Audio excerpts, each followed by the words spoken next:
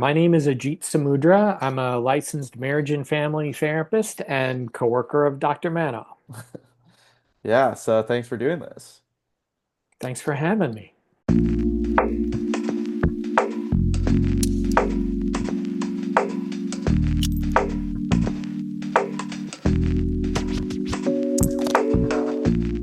So I am the second of three children of my parents. My parents immigrated to the United States. My father came in 1966. My mother came a year after in 1967. Um, My older sister was born in India and stayed there while my parents were in the US just getting settled. Mm. And then after I was born, they brought my big sister over to the States. So I am the middle boy between Mm. two girls. My parents came from Maharashtra state, which is the state that Mumbai is in. My mother is originally from near Mumbai, and my father is from a smaller city, but also within the state of Maharashtra. So can you tell me about what got you into or why you wanted to become a therapist? Because something we talk about is how rare it is to have not just South Asian, but just Asian men in general in this field. Yeah. I mean, it's a long story. So when I went to college, my first kind of thought, because so many people in my family went down this road, my first thought was I'll be pre-med Mm. and go to medical school and do the sort of one of the tried and true paths Mm. for Indian immigrants. Um, and I got to college, and after 2 semesters of chemistry and the prospect of physics, OChem, Mm. PChem, uh, I just I thought, boy, this is going to be a lot more difficult than I thought. I Mm. had a conversation with my parents about, I think I really like psychology. What do you think? And they were like, sure, psychology sounds great as long as you get your PhD. Mm.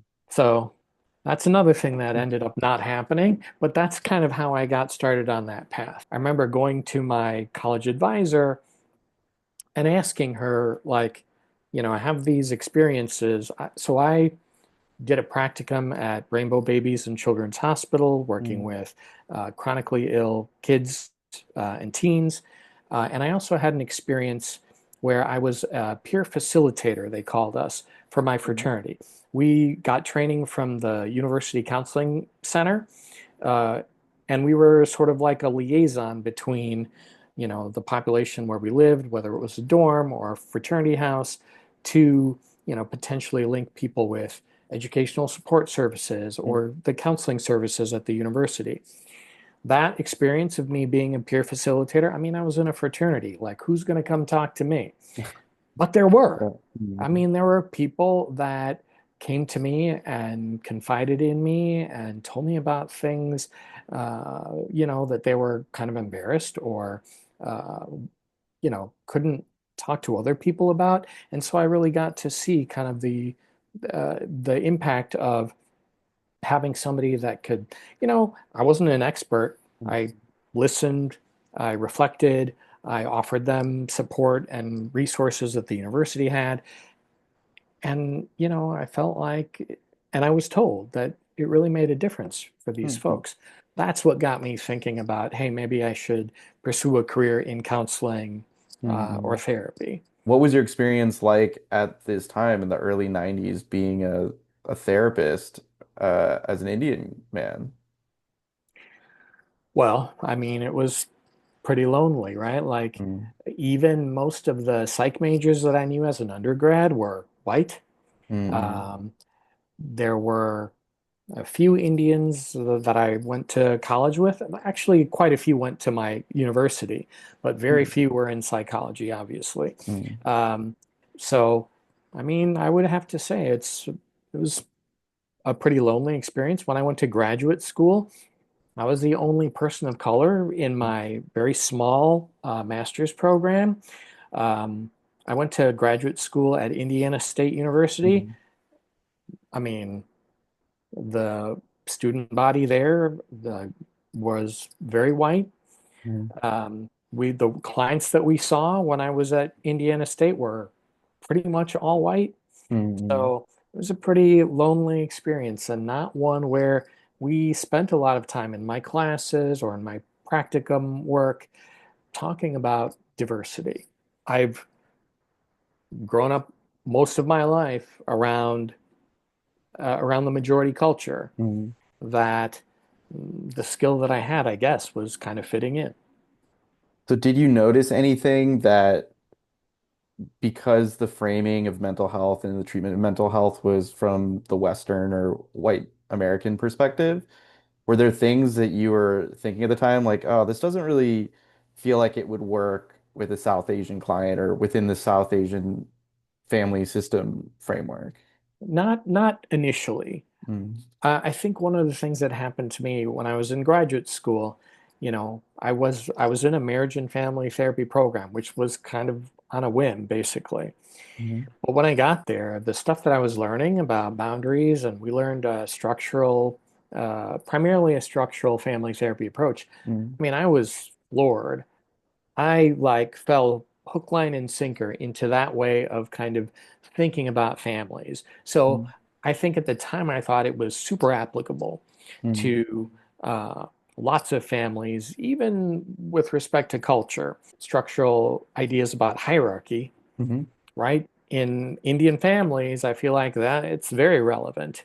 mm, Um, Parents at the top or father at the top, mm, and then kids definitely on a different lower level, um, things like that. So I don't think it was until later mm, that it kind of hit me that for a lot of families, there's so much difference in how people grow up, what their experiences are, that really kind of caused me to think, "Hmm, maybe some of the ways that I'm approaching clients and families may not be the best." And mm, so that sort of thought about looking at families with this particular structure or this particular structure is ideal, right? mm, There's mm, normative ideas about what families can or should look like. Uh, and then through my experience, right, working with kids who were in single parent homes and things like that really caused me to rethink these ideas about what a mm. family should look like. I'm curious what your thoughts are about boundaries because I've had a lot of clients say to me who are Indian or South Asian that they had a white therapist and they really liked them, but then they started to really push for boundaries and they started to kind of lean towards a more individualistic framework of how they're going to lead their life. And they felt kind of like this cultural distance that look, I get that this is something that white people think is important, but for me, boundaries with my family doesn't look the way that it likely looks from your perspective.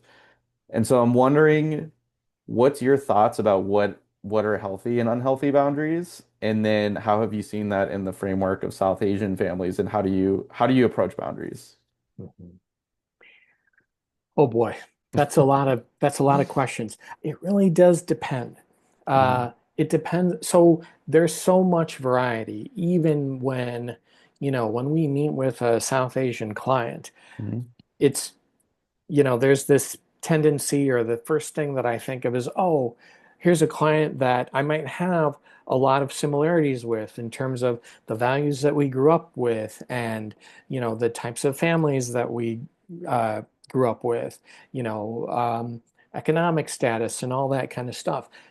That may not be true. So I have to be real careful when I first start with a family to check my assumptions about, this client might seem like they're pretty similar to me culturally, but they mm, may not be. India has, 14 major languages. mm, There's a stark difference between, people who live in North India and people who are from South India. mm, There's religious differences, so much diversity and variety in terms of people's cultural background and their experience. So mm, my experience is of someone who was born and raised in the States, Hmm. even though I'd say my parents were obviously a big influence. For someone who is a more recent immigrant and who's much younger than I am, the influence of their parents might be a lot more Hmm. for them at that stage of life Hmm. than it is for me. So what Hmm. I definitely try to do is try not to make too many assumptions and try really to assess, like, what do boundaries mean for the client? What's Hmm. the issue that they're coming in with? So many clients come in with, you know, issues around difficulties with family of origin. And so I think discussions about boundaries are huge, but I think we can talk about boundaries and still sort of be curious and have to be, right, non-judgmental about uh, the families that our clients grew up in, Hmm.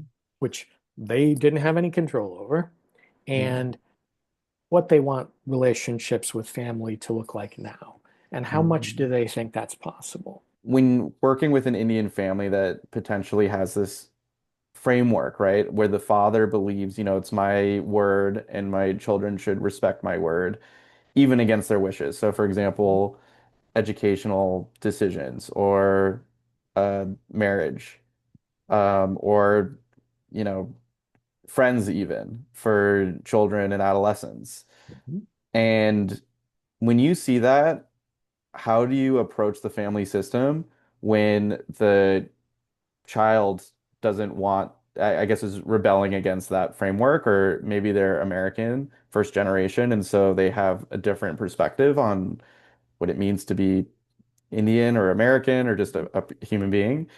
How do you approach that situation, holding respect for the culture that exists in the framework from the father and also the kid at the same time when there's these clashes? I think the best way that I can describe it is really by exploring the values that the client has. Mhm. So we can talk about the respect that they have for their parents and the reasons why um, parents raise us with these kind of values, right? To some extent, you can understand maybe some of the reasons why uh, Indian families have a lot of these attitudes. Mhm. We want to make sure you marry into a good family, whatever the heck that means. Mhm. And, you know, that you marry somebody who you're compatible with. When I was younger, my parents used to talk to me about finding somebody that can compromise. So these values, right, are really important. Mhm. And I remember having a conversation with my mother once about, like, I don't necessarily want, I'm very compromising. So if I marry somebody who's compromising, then we'll never make any decisions. So being with somebody that's strong-willed, who has their own opinions, I felt like that's what was going to work better for me. For Mhm. clients, though, understanding the values that you grew up with and maybe how some of those, depending on your experiences now, or as a maybe a young adult or as an older adult, you know, how have they changed for you? Have they changed for you? And is there a way that you can honor the way that your parents raised you and the reasons why they raised you in that way, right? Because of their own fears about, if you don't marry the kind of person that we think is right for you, then you might have all these problems. But helping people kind of think about, what are your values now? They may have changed. And is there a way to honor the values that your parents had uh, and the ones that you're developing on your own right now? For starters, my guess is if you're working with an Indian family and the father's in the therapy room, there's already some flexibility because they're actually willing to go to therapy. That's right. Have you seen that in your case that family systems, even ones that are more rigid, can become more flexible through working with them? I think so. I think we can try to help families with some understanding of, flexibility and boundaries, or just, I mean, it might just be this idea that parents can have their ideas and beliefs about how their kids should live their lives, But realistically, once, you know, kids get older, I think it's important for parents to acknowledge that they have influence, but they might have less, especially as their kids get older, they get married, they have their own sorts of lives, their own decisions to make about how they raise their kids. In a lot Mm, of cases, kids in my generation, right, we'll raise our kids much differently than our parents raised us. And there's reasons for that, but they don't have to be things that are disrespectful or completely against, the things that the things that we learned. We're living in a different world than our parents did too. So some of those changes are, I think, adaptive. for you, holding space in the therapy room to really understand the perspective of the parents, for example, allowing it to be rationalized in its own way. This isn't just it's our way out of the highway. There's a reason that we care about being involved in these choices. And then also the flexibility of time changes, culture changes. A family in an Indian family in Chicago in 2026 is not the same as an Indian family in somewhere in India in, 50 years ago. And it's going to look Yeah. different, even though similar culture. It is going to look different, but I do think that there are some similarities. I mean, when you know, immigrants come to this country, right? Hmm. It's a pretty common thing that people are worried about losing their connection to their culture, their connection to family. Hmm. So that's why a lot of immigrants, when they come, they do tend to be a little bit more insular, or they tend to be Hmm. like, I need to find my community, my people, people that speak my language, people Hmm. that have the same culture, so I can keep those traditions and language alive. Hmm. As we get older, and kids grow up, right? They grow up in a different environment than their parents grew up in, and they look for different things. There's safety in different places than there were for our parents. The Hmm. reason why our parents wanted us to, you know, marry people who are highly educated and all that stuff is because they were scared about Hmm. their kids' safety and financial security and all that kind of stuff. All that stuff, I think, is pretty common in the immigrant experience, Hmm. but it looks a lot different for kids who are born and raised here versus people who are born and raised in India and came here and saw the Hmm. cultural differences and got scared by a lot of the ways that, for example, Indian culture is different from Western culture Hmm. and the values are different and things like that. Pretty much every Indian client I've worked with, or even South Asian client, or even just Asian, East Asian included, there's this big emphasis on parents valuing education, right? And it's like you're either going to be a doctor or a lawyer or an engineer. And um, I've also seen with a lot of the Indian clients I've worked with this status sensitivity and this feeling that, I need to achieve so much in order to have value. And combined with the collectivist mentality around what will other people think? Mhm. People might judge me if I'm not achieving this, or people might judge me if I'm in a relationship with this person. And there's this hypersensitivity to what will other people think that I think can be very toxic. And at the same time, it's also a part of the culture. And there's some rationale for it because it helps communities keep an understanding. What are the rules? What are our values? What are our ethics? What does it mean to be a person? And we're always trying to balance between rigid rules and also just understanding people are different. And maybe status isn't the most important thing in the world. You don't have to be a doctor. You don't have to be an engineer. What have you seen in your work in terms of people's sensitivity to status, and how have you approached that as a therapist? I mean, I think it comes up a lot. Hmm. I think it comes up in, the choices of clients when they come in. A lot of times they're doctoral students Hmm. because the highest value is achieving or attaining the highest level of education, right? That's the Hmm. ticket to this high uh, earning potential or potential for career and things like that. So I think it's so common and so prevalent. And then there's this idea along with that, that if I don't attain that, then I have disappointed people, that I bring shame. mm, Shame is a big thing in Indian families, and mm, there's so much attached to shame. So if I find a partner that doesn't fit my parents' expectations, mm, that can bring shame. What mm, will I tell people if I don't achieve the highest degree in my field, or if I fail? mm, All of those things are, I think, really, really big issues for a lot of folks in the South Asian community. How do I try to work with that? Uh, Boy, I think it's helpful to kind of help clients trace where some of these beliefs and expectations came from. Again, for so many families, they came from people's own, our parents' own early experiences. I think for my parents, and for a lot of parents that came in, when my parents came to this country, the expectation or the idea was that people won't discriminate against you, or people won't have the basis to discriminate against you if you're the best. If you're mm, the mm, best, mm, mm, then that will insulate you from the racism, from mm, the discrimination that is so prevalent um, in this mm, country. But really, when you think about it, that's not true.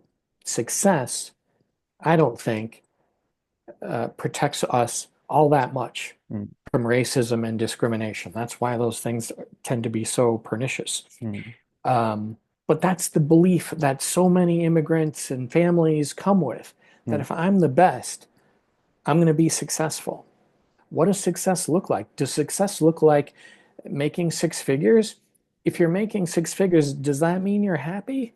So many people come in uh, that make tons of money, mm, but they're unhappy in their relationships, or they mm, haven't attained that feeling of success that mm, they're chasing, mm. because it's really not about money. Fundamentally, status seeking, I think that's just humans do this, right? It doesn't matter what society you're in. And I think Right. some are more egalitarian, but you're still going to find status and hierarchy. And fundamentally, it comes from, how am I going to take care of my safety Hmm. needs and survive in a world where it's often not safe, right? People Right. are not necessarily going to be kind to you. And so there's, especially if you're from an immigrant family, or even in India. I was recently talking to one of my clients, he's an Indian man, about, what was the impact of generation of Indians under British colonial rule? And does it create this strong, strong need, right, under oppression where you're always the oppressed class? Well, let's at least be the very top of that to survive, because we might not be able to get to the past British rule, but at least we can get some respect. We can get some livelihood from success. And often that's a story that there's not a lot of sympathy towards, especially for, I think, the younger generation that forget that these rigid aspects of culture come from somewhere. Absolutely. I think there's a lot of conflict too, uh, around, people that make the calculation that it's better, safer Mm, to assimilate mm, with oppressive cultures than to kind of, you know, stick to our own values and beliefs. And, people make the calculation that it's going to be better for us to survive if we take on the values of these, you know, uh, colonial powers and mm. capitalist ideas and beliefs in this, you know, very individualistic uh, way of living, for sure.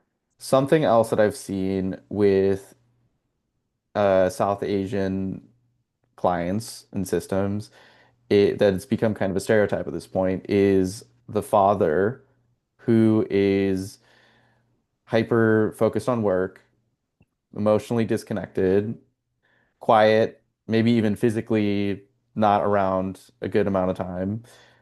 Uh, Do you have any thoughts about what masculinity can look like for Indian or South Asian men?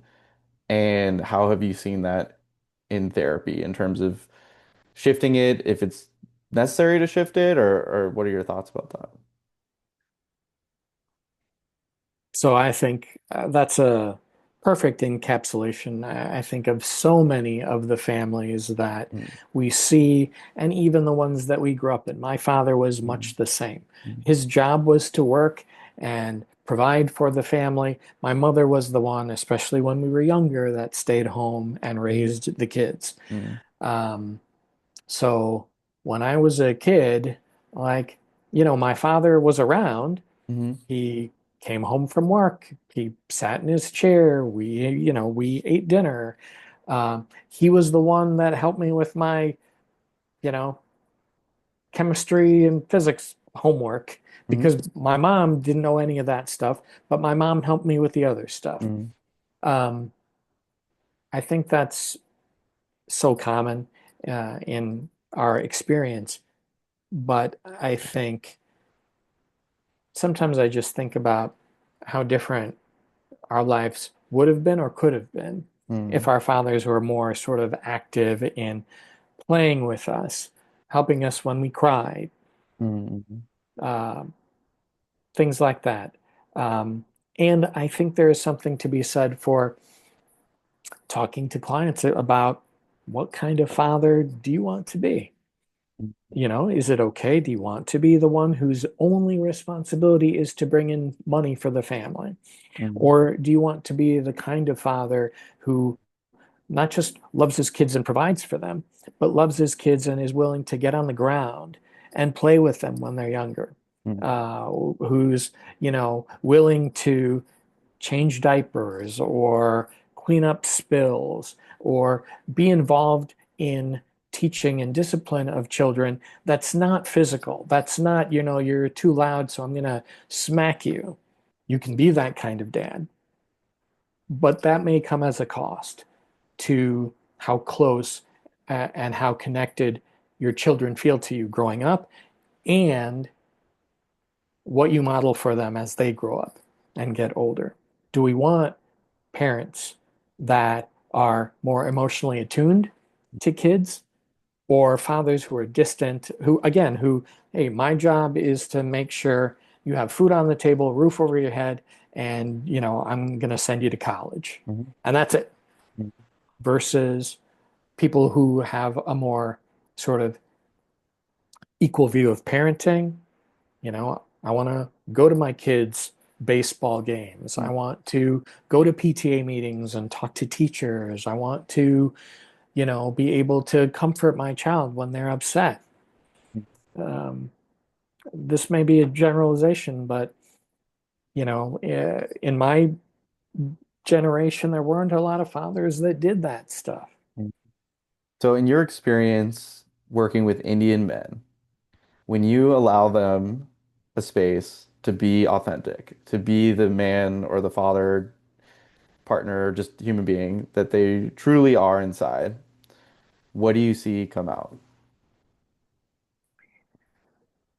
Well, let me say first that even giving them the space, I think a lot of Indian clients really struggle Mm, with with trying to think about who they want to be and mm, how that squares with everything that they were taught or everything that they sort of observed in their own yeah. uh, parents.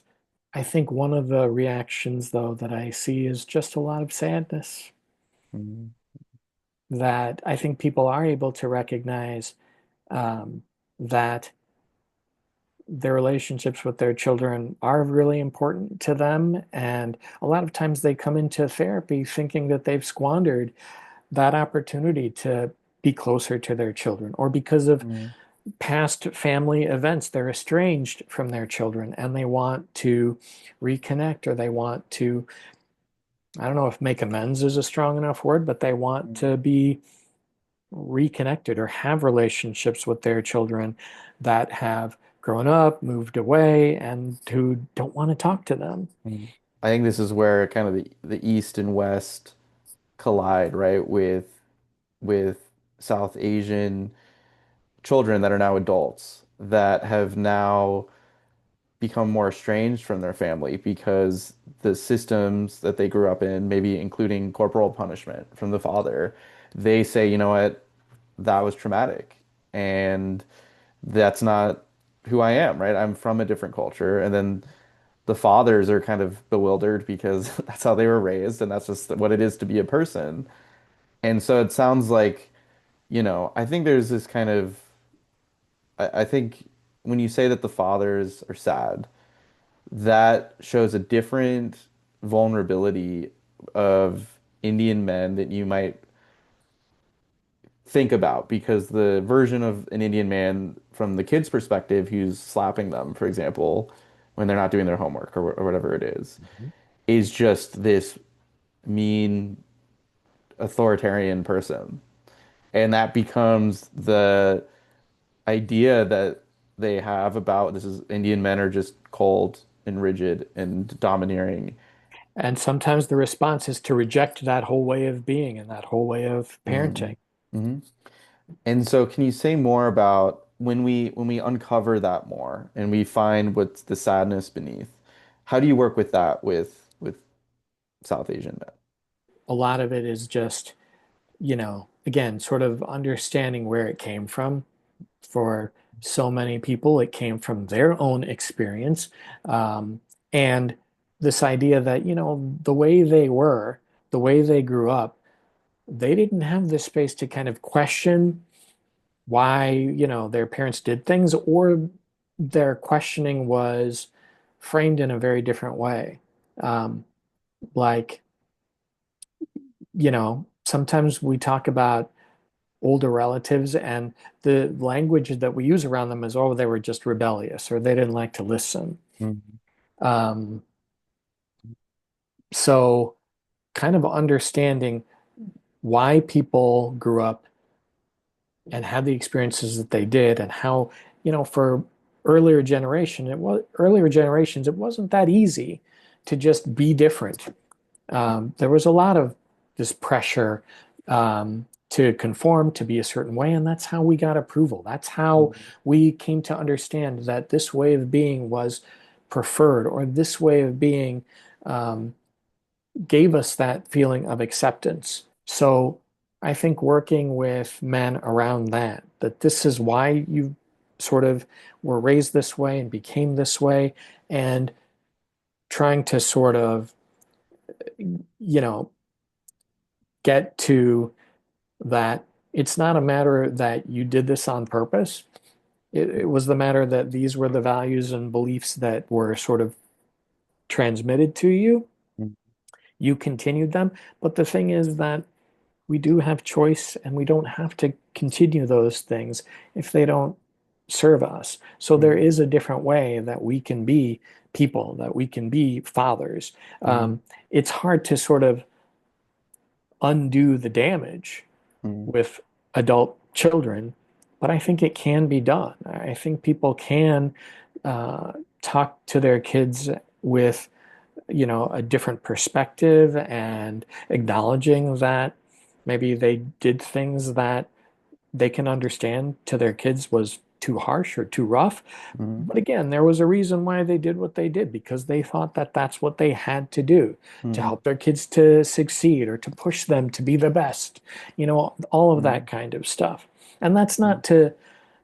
you know, that's not to belittle that sort of way of being, but I think for so many of previous generations, it was about survival and success, Mhm. and that's what you needed to do in order to survive. It seems like in your work as a therapist, you really want to leave things open in a way that the clients are discovering, one, why they are the way they are, and the history behind that, and the meaning behind it, and also who they want to be if they could be who they really were, and what does that look like? Whether it's exactly as they're doing it right now, or is something maybe even radically different. It's probably often a combination of all these different things. Yes. And then the other thing, though, the thing that's so important is growing a sense of self-compassion Mm, that we didn't choose the circumstances that we grew up in. We didn't choose our parents. We didn't choose how we were raised, the values that were sort of communicated to us. But as adults, we do have a little bit more agency. And that agency doesn't have to be a total rejection of everything our parents tried to teach us. It's just how do we keep ourselves safe, our family safe in this different world that we're living in? And how can we be our more authentic selves and be the parents or the people that we want to be? All right. Well, this was great. I really appreciate that you did this. Thank you for thank you for having me.